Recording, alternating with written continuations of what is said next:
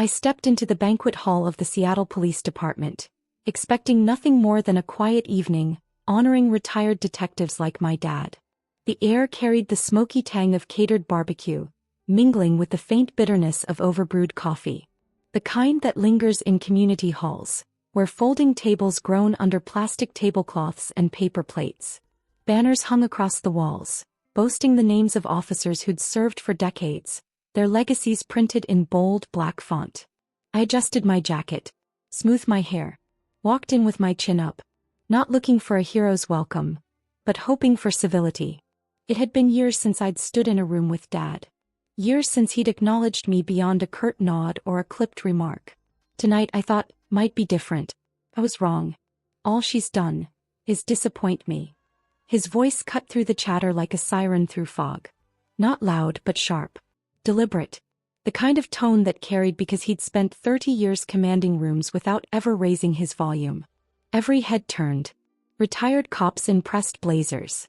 Their wives fanning themselves with programs. Younger officers sipping soda from plastic cups. The words landed like a gavel on a judge's bench. Final, unyielding. My father stood at the center of the hall. Broad-shouldered. His tie knotted with the precision of a man who still ironed his socks. His eyes locked on mine. Not with anger, but with something colder. Disapproval polished to a sheen. The room went quiet. The kind of silence that hums louder than applause. I felt it burn my cheeks, tighten my throat. But I kept my face steady, my hands still at my sides, though every nerve screamed to move. To answer. To do anything but stand there, like a child caught sneaking dessert.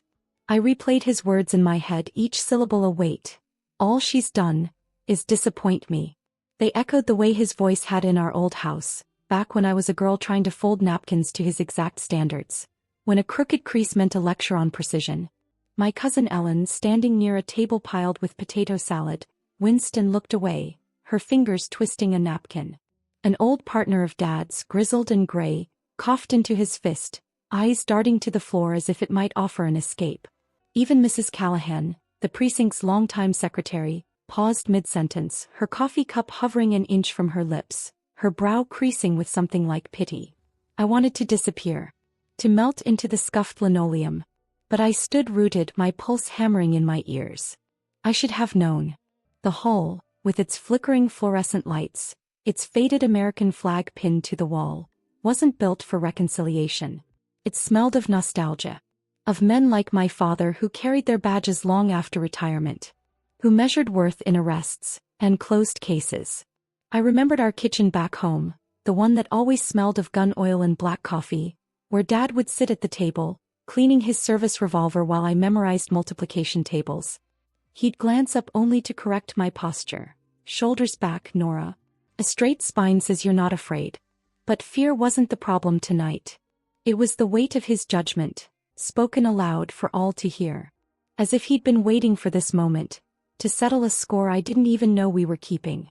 The silence stretched, heavy as the summer heat pressing through the open windows. I caught a glimpse of myself in the glass of a trophy case, my reflection framed by plaques and medals that weren't mine. My jaw was tight. My eyes, too bright. But I didn't flinch. I'd learned long ago how to stand still under scrutiny. Back then it was his scrutiny. His voice telling me I'd never measure up. That my love for computers was a hobby, not a calling. You're not built for the real work, he'd said once, his hands sorting case files while I sat with a laptop, teaching myself to code. And now here in front of his old world he'd said it again. Louder. For everyone to witness. The words stung not because they were new, but because they were old. Familiar. Worn smooth by years of repetition. I wanted to shout back. To list the cases I'd cracked. The lives I'd saved from behind a screen. But I didn't. Not yet. The room was still processing. The air thick with curiosity. Some faces softening with sympathy.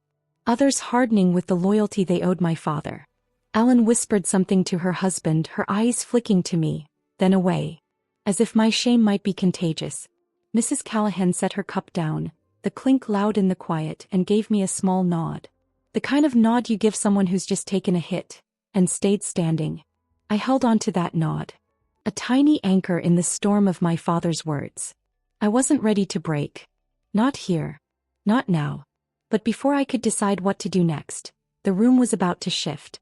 And it would start with a voice I didn't expect, saying a name I hadn't heard spoken aloud in a place like this. The silence in the banquet hall stretched thin, like a wire pulled too tight, ready to snap. My father's words, "All she's done is disappoint me," still hung in the air, their sting fresh on my skin. I stood there, my reflection flickering in the glass of the trophy case, trying to anchor myself to Mrs. Callahan's small nod, to the weight of my own breath. Then Dad turned. His broad hand landed on the shoulder of a younger man standing nearby. His posture sharp, like he'd been carved from the same oak as the precinct's old desks. "How this," Dad said, his voice booming with a pride I'd never heard directed at me. "This is a man who knows what service means. Alex, former CIA. One of their best." The room murmured approval. Heads nodding. Eyes shifting to the man in the crisp blazer, his hair clipped short, his smile easy but practiced. The contrast was deliberate. A spotlight on his worth. A shadow cast over mine. I should have looked away. Let the moment pass like I'd done so many times before. But I couldn't. My eyes met Alex's. For a split second his confidence held, steady as a trained operative's. Then his expression cracked. His jaw slackened. His eyes widened. And the color drained from his face, like water from a broken glass. He froze. His hand twitched at his side. And in a voice barely above a whisper, yet loud enough to cut through the hall's low hum, he said, "Are you the shadow hunter?" The words landed like a dropped pin in a quiet room. Unmistakable. The murmurs stopped. A retired cop near the coffee urn stiffened, his cup tilting in his hand. My cousin Ellen, still clutching her napkin, gasped softly, her eyes darting between me and Alex. Even Mrs. Callahan, who'd seen every drama unfold in this precinct, set her cup down with a clink, her brow furrowing as if she'd misheard. Shadow Hunter. The name hung there. Heavy. Undeniable. It wasn't just a phrase, it was a weight. A story. A reputation I'd built in rooms my father never entered. Behind screens he'd never understand. I didn't answer. Didn't need to. The room was already tilting. Not in my favor yet, but away from Dad's certainty, his authority. His hand slipped from Alex's shoulder. His smirk faltered. Confusion flickered in his eyes like a bad signal. He didn't know what Alex knew. He didn't know the late nights. The encrypted files. The lives saved by patterns I'd traced in data streams. He'd spent years calling me a disappointment. Blind to the name whispered in briefing rooms, in server farms, in the quiet corners of operations where I'd earned it. Shadow Hunter. I remembered the first time I'd heard it, in a dimly lit office that smelled of burnt coffee and static, when a gruff agent muttered it after I cracked a case no one else could. The memory flickered. My fingers on a keyboard, the hum of servers, the weight of knowing one wrong move could cost lives. The hall stirred. Whispers spreading like ripples. A younger officer leaned toward his wife, murmuring something that made her glance at me, eyes wide with curiosity. An older man, one of Dad's old partners, shifted in his chair, fingers tapping the table as if trying to place the name. Dad chuckled. A forced sound meant to reclaim the room. "What's this?" he said, his voice loud but unsteady, aimed at no one in particular. "Some nickname for my daughter who pushes papers?" The words were meant to dismiss me. To shrink me back to the girl he knew, the one who fumbled through his case files as a kid, desperate for a nod. But the room didn't laugh. Not this time. Ellen's husband leaned forward, his brow creased as if recalculating something he thought he understood. Mrs. Callahan's nod from earlier lingered in my mind. A small lifeline, but now her eyes were on Alex. Waiting, like everyone else, for what came next. I stood still, my hands loose at my sides. Though my pulse raced, like it did when I was deep in a data trail, chasing a lead through a maze of code. Alex swallowed hard, his throat bobbing. He straightened as if remembering he was still in a room full of eyes. "Ma'am," he said louder now, his voice steadying, "you're the one who built the web in the Kessler op, right?" The name of the operation hit the room like a spark. A veteran cop in the back sat up straighter, his fingers pausing on his program. Kessler. A case that had made headlines, though my name never did. I saw it in their faces. The dawning. The shift. The moment they realized I wasn't just the girl who'd disappointed Frank. I was something else. Someone else. The air changed, thick with shock, with questions unasked but forming. Dad's jaw tightened. His arms crossed. A fortress he'd built 1,000 times. But for the first time I saw a crack in it. A flicker of doubt. The room wasn't his anymore. Not entirely. And before I could tell you what happened next, before I could explain why a CIA agent would tremble at my name, I need to take you back. Back to a house where discipline was a language. Where silence was louder than love. And where I learned to chase shadows. Long before I knew they'd chase me back. The echo of Alex's words, "Are you the shadow hunter?" still hung in the banquet hall. A blade suspended in midair, slicing through the weight of my father's judgment. I stood there, my pulse a steady drum against the silence. My reflection wavered in the trophy case's glass, caught between the past and this moment. The room's curiosity pressed against me. Eyes darting from Alex to me, to Dad. He stood rigid, arms crossed, confusion etching lines deeper into his face. But before I can tell you how the hall shifted, how the murmurs grew into something heavier, I need to take you back. Back to a house where discipline was a language sharper than love. Where silence was a punishment I learned to speak fluently. Where my father's expectations cast a shadow I could never outrun. I grew up in a small Seattle suburb in a house that smelled of gun oil and the bitter edge of Dad's late-night coffee. The kitchen was our parade ground, linoleum polished to a shine, where Dad taught me discipline before I could even tie my shoes. He'd sit at the table, his service revolver disassembled, cleaning each part with a rag with a focus that made the air feel heavier. "Precision is respect," he'd say. His voice low. Not looking up as I stood at attention, 8 years old, heels pressed together, trying not to blink. The clock above the sink ticked like a metronome, counting out the seconds of his approval I never quite earned. He was a detective then. A man the neighborhood revered. The kind who'd get a nod at the diner, a sir at the hardware store. To them he was Frank, the hero who closed cases. To me he was Dad. A rank I borrowed but never owned. He wanted a son. Someone to carry his badge, his name, his legacy. He never said it outright, but it lived in the way his eyes slid past me when I brought home a report card, straight A's in math and science, and he'd mutter, "Good enough." It lived in the way he lingered at the precinct, swapping stories with his partners about busts and chases, while I sat at home teaching myself to code on a clunky desktop Mom had bought secondhand. That computer, humming in the corner of my bedroom, was my rebellion. My way of building something he couldn't measure with his rules. I'd lose myself in lines of code, the glow of the screen a kind of warmth the house lacked. But every keystroke felt like a betrayal in his eyes. A step away from the life he had planned for me. "Computers," he'd scoff, sorting case files at the kitchen table, "that's not real work. That's for people who can't handle the street." I'd nod. Follow the sting. Keep typing. Fingers steady even when my heart wasn't. Mom was my quiet ally. Slipping books on programming and logic puzzles into my backpack like contraband. She'd leave notes tucked inside. "Keep building, Nora. Your mind is your map." Her voice was soft like rain on a window. Steady where Dad's was sharp. She never argued with him. Just waited, as if she knew some storms only time could calm. I remember her in the living room, grading papers from her teaching job, the scratch of her pencil a counterpoint to the ticking clock. Once when I was 12 she took me to a science fair an hour away.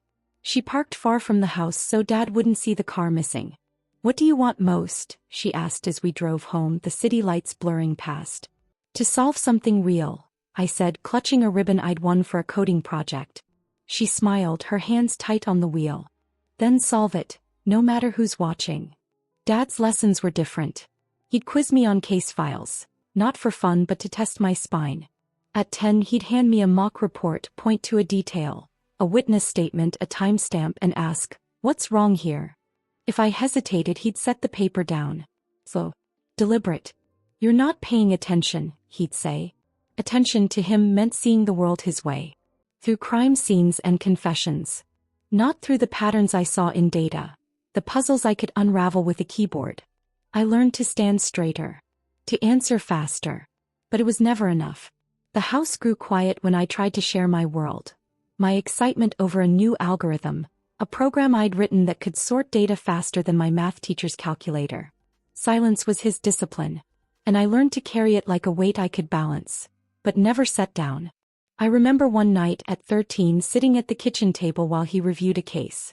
The air smelled of coffee, and the faint metallic tang of his badge, pinned to his jacket on the chair. I showed him a program I'd built, a simple database to track variables. He glanced at the screen, his jaw tight, and said, "That's a toy, Nora. Real work gets your hands dirty." I felt the words like a slap. But I didn't flinch. I shut the laptop, the click loud in the quiet, and went to my room. Later, Mom slipped a note under my door. "Your hands are building worlds. Keep them steady." I kept it in a shoebox along with every note she gave me. A small stack of courage I knew I'd need later. That house, that life shaped me. It taught me to stand still when judged. To listen when no one else did. To find patterns in the chaos of disapproval. Dad's voice at the banquet calling me a disappointment wasn't new. It was an echo of those nights, those silences, those moments when I was never enough. But standing in the hall now, with Alex's question still ringing, "Are you the shadow hunter?" I felt something shift inside me. Not vindication. Not yet. But a spark. A memory of Mom's notes. Of my fingers on keys. Of the worlds I'd built despite him. The room was waiting. And so was I, for what came next. But to understand why Alex's words carried such weight. Why a name could tilt a room. I need to take you to the years that followed. The years when I stepped out of that shadow, and into a different kind of dark. One where I learned to hunt what couldn't be seen. The banquet hall's murmurs clung to me like damp air. Alex's question, "Are you the shadow hunter?" still rippled through the crowd, unsettling the certainty my father had built with his dismissal. I stood there, my hands steady, but my heart racing. The memory of his words from years ago echoed as loudly as his voice tonight. Not real work. The room's eyes were on me. Some curious, some skeptical, but all waiting. Dad's arms stayed crossed. His jaw set. As if daring the moment to explain itself. But to understand why Alex's words carried such weight. Why a name could make a room pause. I need to take you back. Back to when I was 15. To a moment when I stopped trying to fit into my father's shadow. And started carving my own path, one line of code at a time. It was a rainy spring evening in our Seattle suburb. The kind where the sky pressed low and the house smelled of wet coats and Mom's chamomile tea. I sat at the kitchen table, laptop open, the screen glowing with a program I'd been tweaking for weeks. A database to track patterns in mock crime data I'd found online. I was nervous, fingers hovering over the keys. But I'd rehearsed this moment 100 times. "Dad," I said, my voice steadier than I felt, "I want to study data analysis. For intelligence work. Maybe with the FBI or CIA." He didn't look up from his newspaper. The rustle of pages louder than my words. "Playing with numbers," he said, his tone flat like he was reading a report he didn't believe. "That's not policing, Nora. That's a desk job, for people who can't handle the real thing." The words cut. Not because they were harsh, but because they were so familiar. A refrain I'd heard since the first time I showed him my coding projects. I wanted to argue. To tell him numbers could catch criminals as surely as a badge. But his silence was a wall. And I knew better than to push. I glanced at Mom, who was washing dishes at the sink. Her hands moved slow, deliberate, giving me space to breathe. She didn't turn, but I saw her shoulders soften. A signal she was listening. Later that night, when Dad was at the precinct, she sat me down in the living room. The air thick with the scent of her tea, the faint hum of the radiator. "You want this?" she asked, her eyes searching mine. I nodded, my throat tight. "Then do it," she said, slipping a pamphlet for a top data science program at the University of Washington into my hand. "But we don't tell him yet." Her voice was quiet, conspiratorial, and it felt like a lifeline. I tucked the pamphlet under my mattress next to the shoebox where I kept her notes. Each one a reminder I wasn't alone. The next year was a tightrope walk. I studied in secret, filling out applications after midnight. The house silent except for the creak of floorboards and the hum of my computer.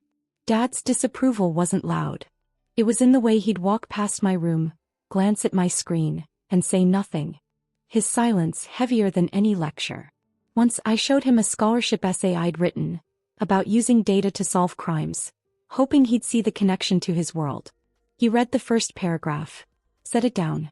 You want attention, not answers," he said. The words stung. But I didn't cry. I folded the essay into my notebook, hands shaking, and kept writing. Mom drove me to the library for test prep, parking 2 blocks away so Dad wouldn't notice the car gone. She'd wait in the front seat grading papers, while I memorized algorithms and dreamed of a world where my work would matter. When the acceptance letter came, a thin envelope from the University of Washington, I hid it in my shoebox, too afraid to open it in case it was a rejection. A week later, a thicker one arrived. I pressed it to my chest, the paper cool against my skin. I waited until Dad was out, then showed it to Mom. Her smile was small but bright, like a candle in a storm. "You did this," she said, her hand on mine. I wanted to tell Dad, to walk into his study and lay the letter on his desk. But I could already see his face, jaw tight, eyes distant, dismissing it as a fluke. So I didn't. I packed my bags in secret, my heart a mix of anxiety and something new. Excitement. Sharp and fragile like the first green shoot after winter. The day I left for college, the house was quiet, the air heavy with the scent of rain, and Dad's coffee. He was at the precinct as always. And Mom drove me to the bus station. She hugged me hard, her hands trembling just a little, and whispered, "Keep solving, Nora. You're already enough." I boarded the bus, my duffel bag heavy with books, and a laptop that felt like my future. As the suburbs slid past strip malls, the diner with its neon sign, the park where I'd once raced my bike, I pressed my forehead to the window, the glass cold against my skin. I wasn't running from Dad. I was running toward something I could prove, something I could build. The anxiety was still there, a knot in my chest. But so was the spark of defiance. The belief that I could be more than his disappointment. That spark would carry me further than I knew. Into a world of shadows, where I'd learn to hunt what he couldn't see. The banquet hall's air still buzzed with the weight of Alex's question. "Are you the shadow hunter?" And with the uneasy shift it caused, like a room recalibrating after a power surge. My father's silence was louder than the murmurs. His arms crossed, his eyes searching for a way to reclaim the narrative. I stood there, my reflection faint in the trophy case, feeling the spark of defiance from years ago flicker brighter. The same spark that had carried me from a Seattle suburb to a world my father could never see. To understand how I became the shadow hunter, how a name could make a CIA agent's voice tremble, I need to take you to my early days at a Seattle intelligence agency, where I stepped into a labyrinth of data and learned to hunt shadows in ways Dad never could. I was 22, fresh out of college, when I walked into the agency's office in downtown Seattle. The building was unassuming, glass and concrete. But inside, it hummed with the pulse of servers. Their fans a constant low drone like a heartbeat you could feel but not see. The air smelled of burnt coffee and ozone. The kind of place where fluorescent lights flickered at 2 a.m. And nobody blinked. My first day I stood in a briefing room. My badge still shiny. My hands clasped to hide the tremble. The training was grueling. Not physical, like Dad's stories of chasing suspects through alleys, but mental. A marathon of focus.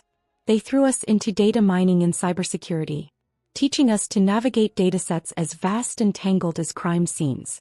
I learned to spot patterns, irregularities in financial transactions, spikes in network traffic, names that appeared once too often, in the wrong places. It was like solving a puzzle with half the pieces missing. And I loved it, even when my eyes burned from staring at screens. My colleagues, mostly older, mostly men, called my work a desk job at first. Their voices dripping with the same skepticism Dad had always used. "You're just crunching numbers," one said, leaning back in his chair, tie loosened after a long shift. I didn't argue. I sat at my terminal, the keyboard a familiar weight under my fingers, and worked. My first case was small. A string of petty cyber thefts, barely a blip on the agency's radar. I spent nights cross-referencing bank records, tracing IP addresses through proxy servers. My desk littered with empty coffee cups and post-it notes scrawled with code snippets. When I flagged a pattern that led to an arrest, the room didn't cheer. But a senior analyst, a woman with sharp eyes and a voice like gravel, nodded and said, "Not bad, kid." It was the first time I felt seen. Not as Dad's daughter, but as Nora. Someone who could solve what others couldn't. I thought of Dad then. Of his voice dismissing my toys. His hands sorting case files while I coded in my room. I'd hear him through the walls talking to his partners on the phone. His laughter loud and easy, a sound he never shared with me. Real work gets your hands dirty, he'd said. But my hands were dirty in their own way. Ink-stained from jotting notes. Cramped from typing. Steady as I traced a digital trail no one else saw. I remembered Mom's notes tucked in my shoebox back home. Your mind is your map. They kept me grounded when the agency's pace felt like drowning. When the alerts came faster than I could process, red warnings flashing on my screen like sirens in the night. The office became my world. A maze of cubicles and blinking monitors, where time blurred into cycles of data and deadlines. I'd catch myself replaying Dad's words, not real policing. When a case stalled. When the data refused to speak. But then I'd find a thread. A single anomaly in a sea of numbers. And follow it until it unraveled into answers. One night I cracked a case involving a stolen identity ring. My analysis pinpointed a suspect's location before the field team even knew where to look. The lead agent, a gruff man who rarely spoke, clapped my shoulder and said, "You're not just a desk jockey." It wasn't praise, not exactly. But it was respect. Hard-earned, and heavier than any badge. I carried that respect like a secret. One I wanted to share with Dad, but knew he wouldn't hear. I pictured him at home, cleaning his old service revolver. The kitchen table covered in case files he still reviewed for friends at the precinct. I'd written him once, a letter about my first case. Sent with a photo of me at my desk, the Seattle skyline faint through the window. It came back unopened. The envelope creased, like he'd held it a moment before deciding I wasn't worth reading. The rejection stung. But it also fueled me. A quiet fire that burned through late nights. Through datasets that felt like oceans. I wasn't just proving myself to the agency. I was proving it to the girl who'd stood in that kitchen, heels together, trying to be enough. The tension of those early days, the constant push to prove I belonged, shaped me. I learned to be precise. Not for Dad's approval, but because precision meant results. Meant lives saved in ways he'd never understand. The office's hum. The alerts that woke me at 3 a.m. The patterns I chased. They were my training ground. My way of building a spine stronger than the one he'd tried to mold. I didn't know it then. But I was laying the foundation for a name that would one day make a room pause. A name I'd earn in the shadows, far from his gaze. The banquet hall's air still crackled with the weight of Alex's question. "Are you the shadow hunter?" And with the uneasy pause it left behind, like a room holding its breath before a storm. My father stood rigid. His arms crossed. His eyes searching for a way to dismiss the name that had shifted the room's gravity. I stood there, my pulse steady, but my mind racing. The spark of defiance from my college days now a quiet fire, fueled by years of proving myself in ways he'd never see.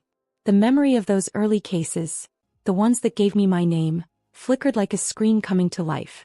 To understand why that name carried weight, why it made a CIA agent falter. I need to take you to my first major assignment at the agency, where I wove my first web in the shadows of data, and learned what it meant to hunt what others couldn't find. It was a year into my job at the Seattle Intelligence Agency, and I was still the new kid. My desk, cluttered with empty coffee cups. Monitors glowing with endless streams of data. The office smelled of burnt coffee and static. The hum of servers a constant undercurrent, like a pulse you could feel in your bones. My first big case landed like a brick. A cybercrime ring siphoning funds from small businesses across the Pacific Northwest. The team lead, a grizzled analyst named Karen, tossed the file onto my desk with a skeptical look. "Find something we can use," she said, her voice clipped like she didn't expect much. I didn't flinch, though my stomach twisted with the weight of it. This wasn't a mock dataset from college. Or a small theft case. This was real. With victims waiting. And a clock ticking louder than the servers. I worked nights. The office emptying out until it was just me. The hum of machines. And the faint glow of the Seattle skyline through the window. I traced digital footprints through encrypted files. Diving into the dark web where transactions hid like ghosts in fog. The data was a labyrinth. IP addresses bouncing through proxies. Bank transfers masked as legitimate payments. Usernames vanishing into dead ends. My fingers flew across the keyboard. My eyes burned from the screen's glare. But I felt alive, like I was chasing something tangible. Something Dad's street work could never touch. I remembered his voice, not real policing, and it pushed me harder. My hands steady as I sifted through logs, cross-referencing patterns, building a map no one else could see. I'd pause to sip cold coffee, my heart racing with every new lead. The thrill of closing in on something big. The breakthrough came at 3 a.m. The office so quiet I could hear the hum of the vending machine down the hall. I found a pattern. A single user ID appearing across 3 unrelated transactions, buried in layers of encryption. I followed it, my fingers trembling as I unraveled the thread, linking it to a server in Portland. I predicted the hacker's next move. A transfer scheduled for the next day, time to hit when the banks opened. I flagged it, sent the alert, and waited, my pulse loud in my ears. By morning the field team had made arrests. The ring dismantled before it could strike again. Karen walked over, her arms crossed, and said, "You spun a web, didn't you?" Her voice was gruff, but her eyes held something new, respect. I shrugged, my cheeks warm, but inside I was soaring. The thrill of success sharper than any badge. That's when the name started. A junior agent, overhearing Karen, muttered "Shadow Hunter" as he passed my desk. Half joking, half awed. It stuck. Not because I chased it, but because it fit. I hunted threats in the shadows of data, in places no one else looked. I thought of Dad then. Of his hands cleaning his revolver. His voice dismissing my work as a toy. I pictured him at home sorting old case files, unaware that I'd just stopped a crime he'd never understand. I wanted to call him, to tell him how it felt to see my analysis save businesses, save jobs. But I didn't. I remembered the letter he'd returned unopened, the crease in the envelope like a line he'd drawn between us. The hurt lingered, but so did the thrill. The knowledge that I'd done something real. Something that mattered. The office became my proving ground. Each case a chance to refine my craft. I'd sit at my desk, the air thick with the scent of overworked printers and stale coffee. And I'd think of Mom's notes. "Your mind is your map." They were my anchor when doubt crept in. When Dad's words echoed in the quiet moments between alerts. I'd hear his voice, playing with numbers, and counter it with every line of code I wrote. Every pattern I found. The team started to notice. Their skepticism softening into nods. Small gestures that felt like victories. One night as I packed up, Karen left a sticky note on my monitor. "Good hunt." It was the closest thing to praise I'd ever gotten. And I kept it, tucked into my bag like one of Mom's notes. A reminder that I was building something he couldn't dismiss. That first web. That first case. It was where I learned to trust my instincts. To see the invisible. It was where I became the shadow hunter. Not for the name, but for the work. Work that would one day make a room full of cops pause. Make a CIA agent's voice shake. And make my father question the daughter he thought he knew. The banquet hall's tension lingered. Alex's question, "Are you the shadow hunter?" still hummed in the air like a live wire. Unanswered, but impossible to ignore. My father's silence was a wall. His crossed arms a fortress. His eyes flickering with something I couldn't name. Doubt, maybe, or the start of a question he didn't know how to ask. I stood there, my hands loose, but my mind tethered to the years that had built that name. To the quiet victories, and the losses that weighed heavier than any praise. The memory of my first big case, the cybercrime ring, still burned bright. But it was only the beginning.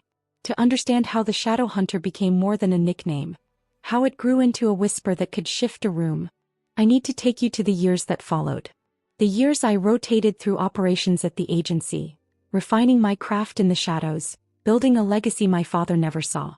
2 years into my work at the Seattle intelligence agency, I was no longer the new kid.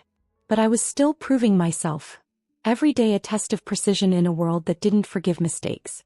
The office was a maze of cubicles. The air thick with the hum of servers and the faint chemical smell of printer toner.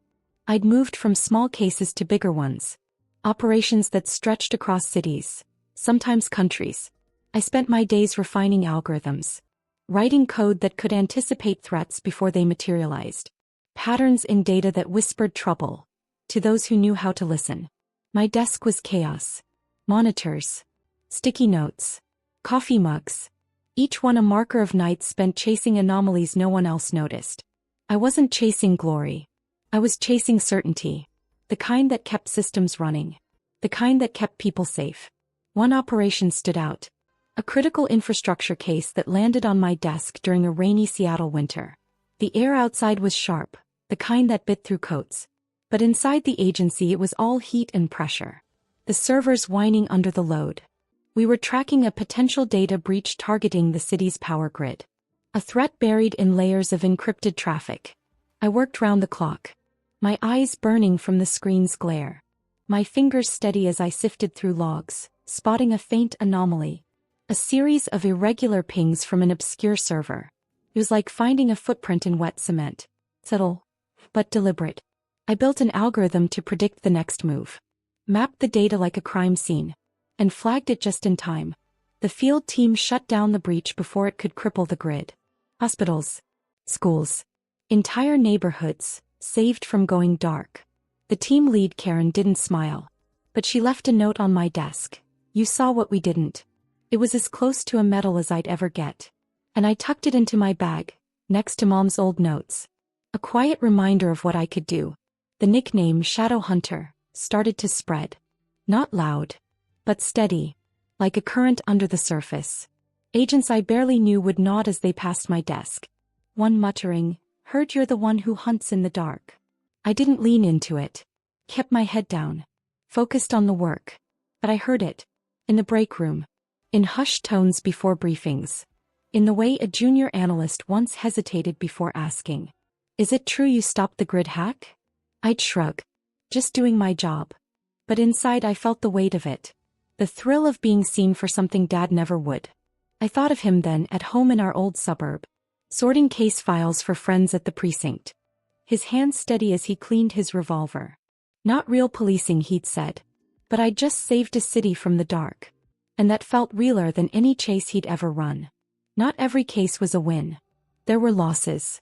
The kind that sit in your chest like damp cold. Once I missed a data point. A small irregularity in a financial trail that seemed unimportant, until it wasn't.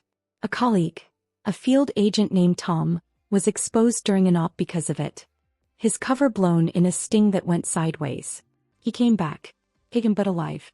And I sat at my desk that night, hands trembling as I replayed the data, searching for where I'd gone wrong. The office was silent. The servers humming like a distant storm. And I felt the weight of my mistake. Heavier than any code I'd ever written. I thought of Dad's voice. Precision is respect. And for once it didn't feel like a judgment. It felt like a truth I'd failed to live up to. I rewrote my protocols after that. Added checks for the smallest anomalies. Because lives depended on the details I couldn't afford to miss. The strain of those years was real. A quiet pressure that lived in my shoulders, in the way my eyes ached after hours of staring at screens. I'd pause sometimes late at night, the office empty except for the flicker of monitors. And I'd think of Mom. Of her notes, "Your mind is your map." They kept me steady when doubt crept in. When Dad's dismissal echoed in the silence. I'd sent him another letter once, after the grid case. A brief note about how my work had made a difference. It came back unopened. The envelope creased, like he'd held it a moment too long. The hurt was there. But so was the resolve. The knowledge that I was building something. A legacy not loud but undeniable. The whispers of my nickname grew. Carried by agents who'd seen my work hold under pressure. I didn't need Dad's approval anymore. But I carried his lessons, twisted into something new. Precision wasn't just respect. It was survival. For me, and for those I protected. That legacy, silent but strong, was what brought me to this moment. Standing in a hall, where a name I'd earned was about to change everything. The banquet hall's air still held the echo of Alex's words. "Are you the Shadow Hunter?" A name that had cracked the room's certainty, leaving my father's judgment exposed like a fault line. I stood there, my reflection faint in the trophy case. The weight of my silent legacy pressing against the moment. The whispers of my nickname, earned through years of chasing patterns in the dark, lingered in my mind. But so did the ache of a rift that had grown wider than I'd ever meant it to. To understand why my father's silence at the banquet felt so familiar. Why his doubt cut deeper than the room's curiosity. I need to take you to the years after my first big case. The years when I tried to bridge the gap between us, only to watch it widen with every step I took. As my work at the agency deepened, my life became a rhythm of late nights and data trails. The hum of servers, a constant backdrop. I was 25, then 26, building a reputation as the shadow hunter. A name whispered in briefings but never shouted. I wanted Dad to see it, to understand that my work wasn't the playing with numbers he'd dismissed. I started small, sending him letters about my cases. Not the classified details but the victories, like the power grid I'd helped save.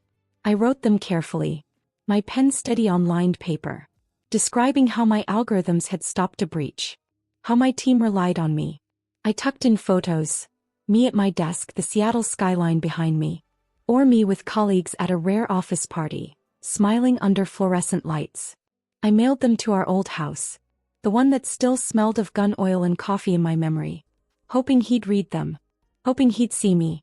The first letter came back unopened. The envelope creased as if he'd held it a moment, before deciding it wasn't worth his time. I stood in my tiny apartment, the air heavy with takeout and rain, and felt the sting again. Not just rejection but dismissal. The same kind I'd felt at 15 when he'd called my coding a toy. I tried again. Months later. After another case, a fraud ring I'd helped dismantle. This time he opened it. But his reply was a single line, scrawled on a torn piece of paper. "This isn't what I raised you for." I read it at my kitchen counter, my hands trembling around a mug of cold tea. The words echoing his voice from years ago. Not real policing.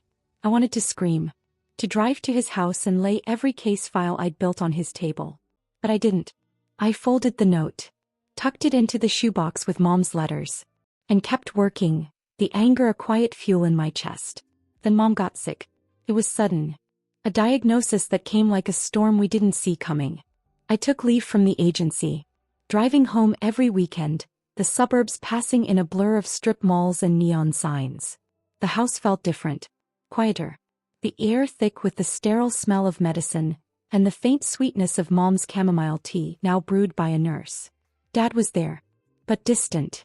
His hands always busy, sorting mail, cleaning his old revolver, anything to avoid the hospital bed in the living room. I tried to talk about my work, hoping it might bridge something. Anything. "I stopped a cyber attack last month," I said once, sitting by Mom's bed, her hand frail in mine. He looked up from his newspaper, his jaw tight. "Focus on your mother, Nora," he said. The rebuke landed like a slap. Not because it was harsh, but because it was final. A door slammed shut. I swallowed the hurt. My eyes on Mom's face. Her breath shallow but steady. And I promised myself I'd keep trying, for her. At her funeral, the air was damp with rain. The cemetery smelled of wet grass and grief. Dad stood like a statue, his face carved from stone, shaking hands with old colleagues who'd come to pay respects. I stood beside him, my black dress heavy with water, and tried again. "My work saved lives, Dad," I said softly, clutching a program with Mom's name. He turned away, his eyes on the crowd, and muttered, "Not now." The silence that followed was louder than the rain, louder than the priest's words. I felt it in my bones, the rift between us growing, not just a gap but a canyon. I thought of Mom's notes still in my shoebox. "Keep building, Nora." I clung to them, to her belief in me, but the anger was there too, mixed with sympathy for a man so tied to his own world he couldn't see mine. That loss changed me. Back at the agency, I added personal protocols to my analyses. Checks to ensure no family, no community, would feel the kind of pain I'd seen in Mom's eyes, in Dad's silence. I scanned data for impacts. Schools, hospitals, small businesses, before flagging a lead. My fingers steady, my heart heavy. I remembered Dad's face at the funeral, the way he'd looked past me, and it fueled me to be better. Not for him, but for the people my work protected. I'd hear his voice, "This isn't what I raised you for." And I'd counter it with every case I closed, every thread I stopped. The office, with its flickering lights and coffee-stained desks, became my refuge. A place where I could build something he couldn't dismiss, even if he never saw it. The pain of those years, the anger and the sympathy intertwined, shaped me as much as the work did. I carried it like a weight I'd learned to balance, a reminder of why I fought so hard to be the shadow hunter. And standing in the banquet hall now, with Alex's questions still ringing, I felt that weight again. But also the strength it had built. The room was waiting, and so was Dad, for a truth he couldn't ignore anymore. The banquet hall's air still thrummed with the weight of Alex's question. Are you the shadow hunter? And with the unspoken challenge it posed, to my father's dismissal. I stood there, my reflection wavering in the trophy case. The memory of my silent legacy, and the rift with Dad, pressing against me like a tide. His silence at Mom's funeral. His unopened letters. They echoed in this moment, reminders of the distance I'd never closed. But the name Shadow Hunter wasn't just a whisper. It was proof of what I'd built. Of battles fought in data streams he'd never understand. To show you how that name became a force. How it carried the weight to shift a room. I need to take you to a pivotal case. One that tested me like no other. Where I hunted an international crime syndicate. And wove a web that saved more than I could have known. It was 3 years into my work at the Seattle Intelligence Agency. By then I'd become the one they called when the stakes were high. The office was a pressure cooker. The air heavy with the hum of servers and the sharp tang of burnt coffee. The kind that lingers when nobody leaves their desk. The case came in late. A Friday night when the city outside was quiet. Rain tapping the windows like a code I couldn't crack. An international crime syndicate. Funneling money through shell companies. Funding operations that left a trail of violence from Seattle to Eastern Europe. My team lead Karen dropped the file on my desk. Her eyes sharp. This one's big, Nora, she said, her voice low. Don't miss anything. My stomach knotted. But I nodded, my fingers already itching for the keyboard. The thrill of the hunt waking something deep inside me. I dove in. The office fading to a blur of monitors and alerts. The data was a maze, bank transfers masked as charitable donations, accounts vanishing into offshore havens, transactions flickering like ghosts. I worked through nights. My desk a chaos of coffee cups and scribbled notes. My eyes burning from the screen's glare. I built algorithms to trace the money. Cross-referencing financial trails with shipping logs, phone records, anything that might hold a clue. The pressure was relentless. Every hour we didn't act, the syndicate grew bolder, their reach tightening. I coordinated with field agents. My voice steady over secure lines. Adjusting plans in real time as intel shifted. One night a lead went cold. A bank account we'd pinned our hopes on disappeared into a new shell. I sat back, my hands trembling. And I heard Dad's voice. Precision is respect. Not as a taunt, but as a lifeline. I rewrote the algorithm. Found a new thread. And kept going, my pulse loud in the quiet. The breakthrough came at dawn. The office empty except for the hum of machines, and the faint smell of rain seeping through a cracked window. I spotted a pattern. A series of transfers linked to a single name, buried in layers of dummy corporations. I flagged it.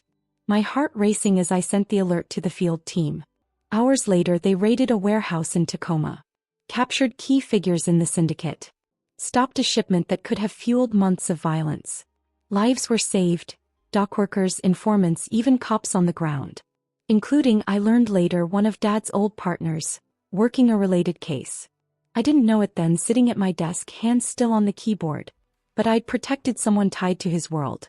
Someone he would have called a real hero. The team gathered later. Not in celebration but in relief. The kind that comes when you've outrun a storm.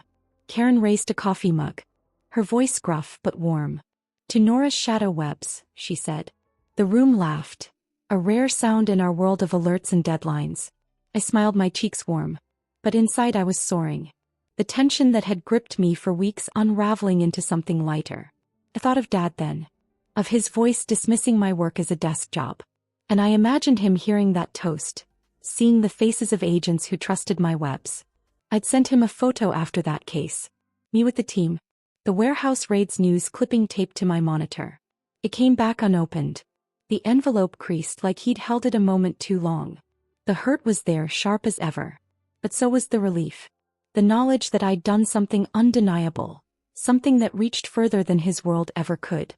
I remembered Mom's notes tucked in my shoebox. Your mind is your map. They were my anchor in the chaos. A reminder of why I kept going. I thought of her at the funeral. Her frail hand in mine. And of Dad's silence. His refusal to see me. The syndicate case wasn't just a win.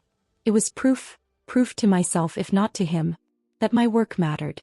I'd hear his voice. This isn't what I raised you for. And I'd counter it with every life saved. Every threat stopped. The office, with its flickering lights and coffee-stained desks, was where I built that proof. Where I became the shadow hunter. Not for glory, but for the people my webs protected. And standing in the banquet hall now, with Alex's questions still echoing, I felt that proof like a pulse. Steady, strong, ready to face the room. And the man who'd never seen it. The echo of my memories, those nights weaving webs of data, the syndicate case, the unopened letters from Dad, faded as I stood in the banquet hall. The air still charged from Alex's question. Are you the shadow hunter? The weight of that name, earned through years of silent victories, hung between us. A challenge to my father's dismissal, lingering like the smell of barbecue and coffee in the room. His arms crossed. His jaw tight. But the room's attention had shifted, no longer his to command. The murmurs grew. Eyes darting from Alex to me, waiting for what came next. I felt the spark of defiance from my youth. The fire of my work burning steady now. Ready to meet this moment. To show you how the truth unfolded.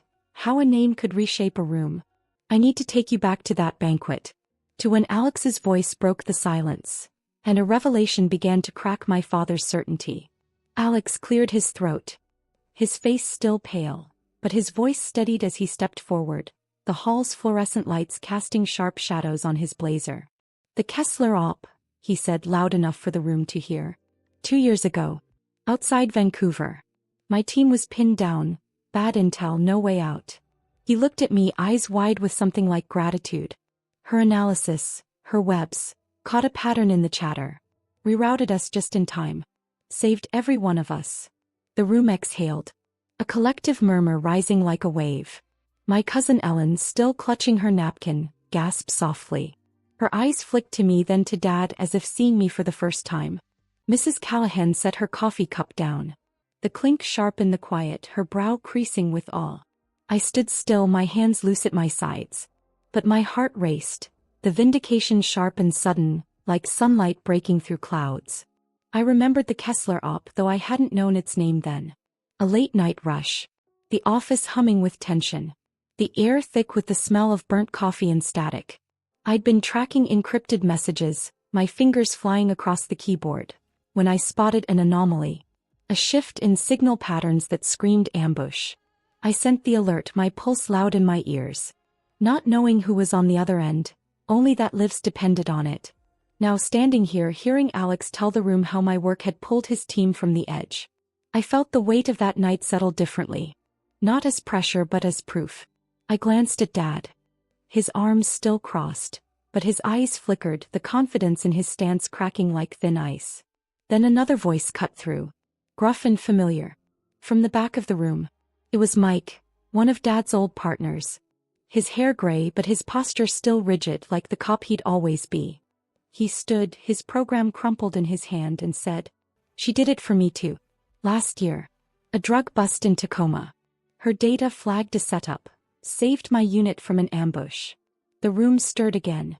Heads turning. Whispers swelling. Ellen's husband leaned forward, his brow furrowed, recalculating me in his mind. A younger officer near the coffee urn nodded slowly, his soda can pausing halfway to his lips. I felt their eyes. Not just curious now but heavy with realization. As if I'd stepped out of a shadow they hadn't known was there. Mike's words hit me harder than Alex's. Not because they were new, but because they tied me to Dad's world. To the streets he'd walked, in a way he couldn't dismiss. I thought back to that Tacoma case. The long hours sifting through phone logs and bank records. The office quiet except for the hum of servers and the occasional beep of an alert. I'd found a discrepancy, a payment to an informant that didn't add up. I flagged it, my hands steady but my stomach tight, knowing what a setup could mean for cops on the ground. I hadn't known it was Mike's unit. Hadn't known he was Dad's old partner. But I'd felt the stakes, the lives hanging on every line of code. Now hearing him say it aloud, in front of Dad, in front of this room, I felt a rush. Not pride but vindication. Sharp and clear like a key turning in a lock. Dad's face changed. Just for a moment. His jaw loosened. His arms uncrossed. One hand resting on the table as if to steady himself. I saw it, the crack in his certainty. The flicker of doubt in eyes that had always judged me. "All she's done is disappoint me," he'd said. But now the room was rewriting that story. I remembered his voice at Mom's funeral, not now. The unopened letters, their creases like scars. The hurt was still there. But so was this moment. This truth spoken by men he respected. Men whose world he understood. I stood taller. My reflection in the trophy case clearer now. Not just a shadow but a presence. The murmurs swelled. A tide of awe and questions. And I felt the weight of their gaze. Not heavy, but lifting. Like I'd been carrying something alone and now others saw it too. The air shifted. The banquet no longer his stage but mine. Though I hadn't asked for it. Alex stepped back. His nod small but firm. Like a soldier saluting. Mike sat down, his eyes still on me. A quiet respect in them. Ellen whispered something to her husband. Her napkin forgotten. Her face soft with something like pride. Dad didn't speak. Didn't move. But I saw it, the tilt of his head. The way his hand tightened on the table. He was listening now.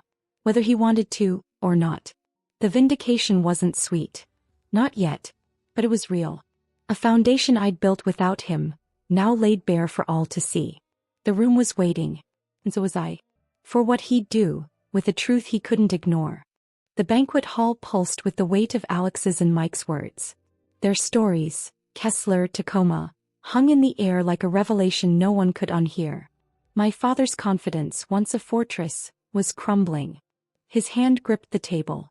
His eyes flickered with something new, doubt maybe, or the dawning of a truth he'd never faced. I stood there, my reflection steady in the trophy case. The vindication sharp, but bittersweet.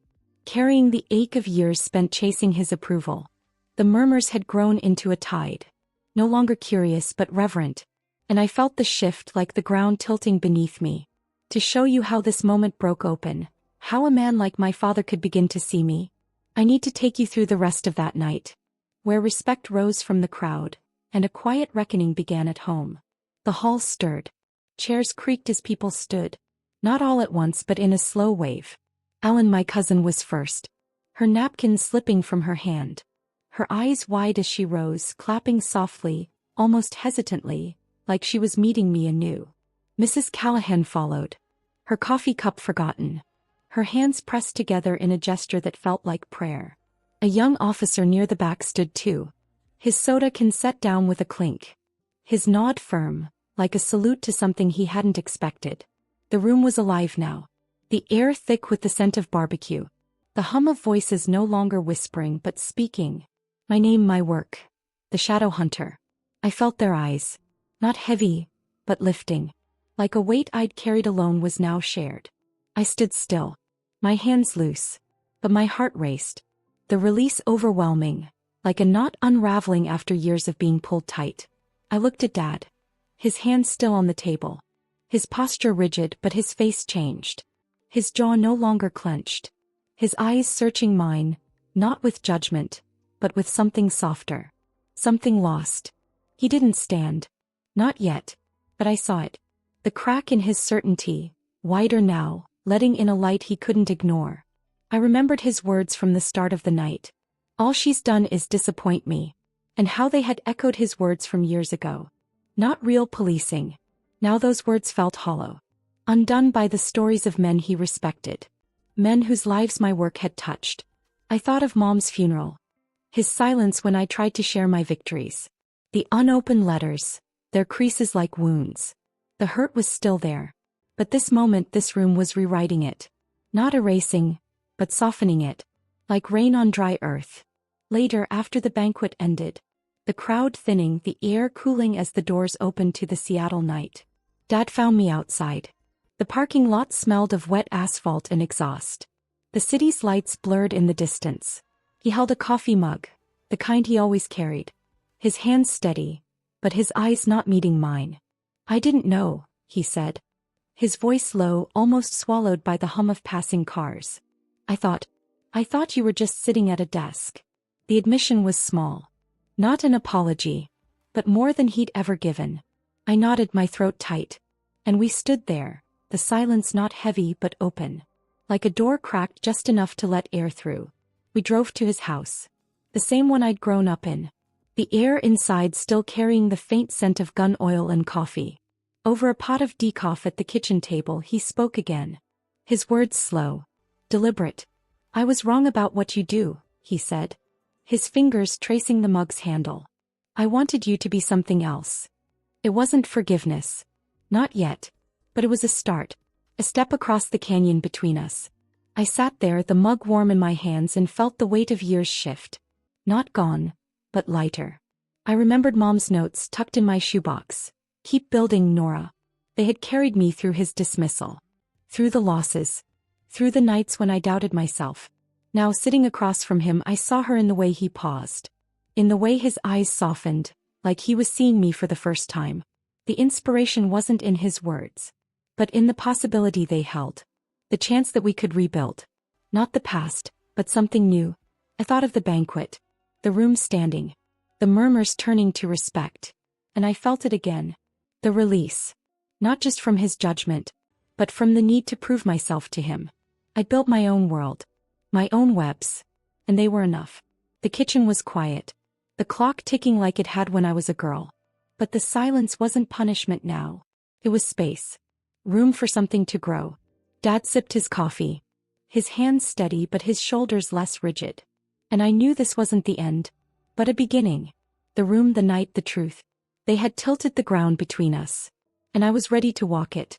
Not for him, but for me. The kitchen table, faint with the scent of gun oil and decaf coffee, held the weight of Dad's quiet admission. "I was wrong about what you do." A moment that wasn't closure, but a crack in the wall between us. I left his house, the Seattle night cool and damp. The city's lights smudged into the dark, like code on a screen. The banquet's echoes lingered. Alex's voice naming me the shadow hunter. Mike's confirmation. The room standing in respect. A tide that hadn't washed away the years of silence, but had softened their edges. As I drove away, the hum of the engine a steady counterpoint to my thoughts. I felt the weight of the night settle. Not heavy but grounding. Like a truth I'd always known, yet could finally name. To show you how this story ends. How I carried that moment forward. I need to take you to the drive home. Where the road stretched out, and the reflections came. Not as revenge, but as something stronger. The highway was quiet.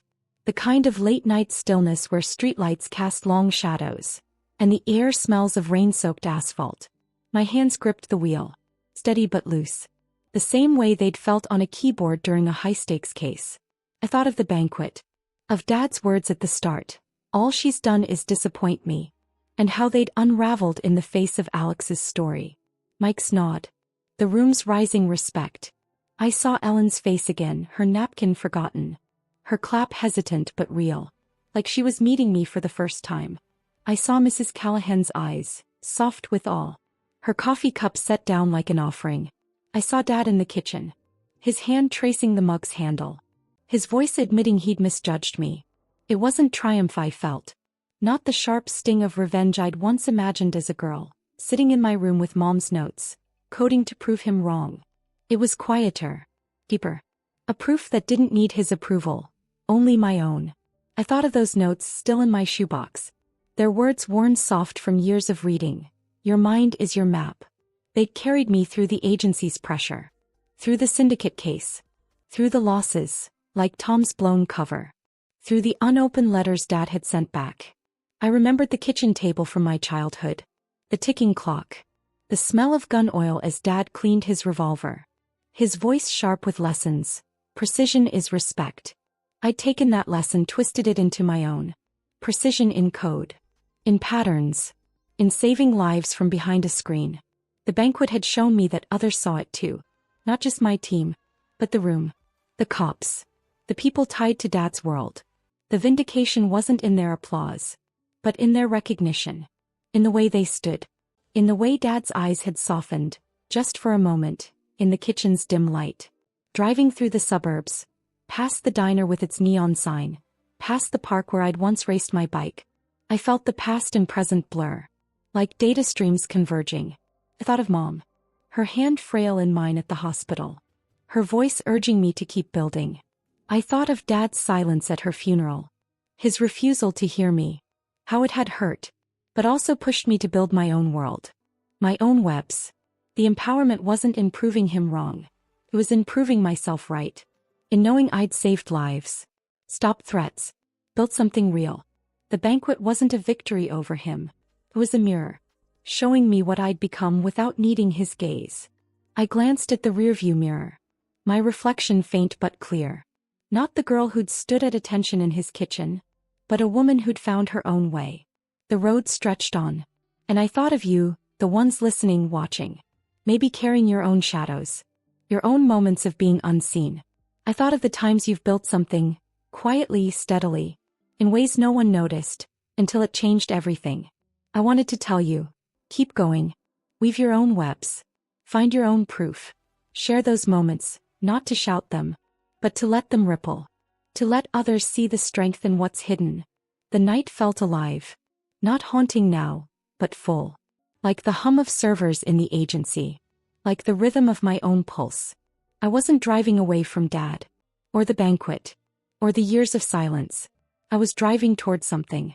Toward a world where recognition doesn't come from confrontation, but from the quiet power of standing in your own light.